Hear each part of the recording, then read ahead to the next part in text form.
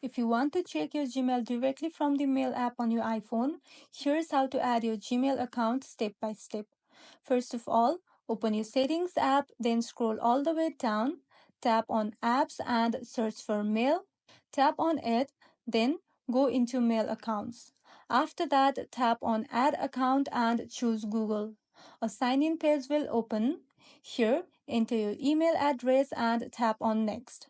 Then enter your password and tap Next again. If you have two-step verification enabled, follow the extra steps to verify. And once signed in, choose what you want to sync, like mail, contacts, calendars, or notes. Toggle the options you want, then tap Save.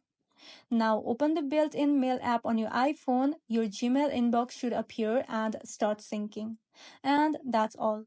If this video was helpful, don't forget to like and subscribe for more iPhone tips and tricks. Thank you for watching.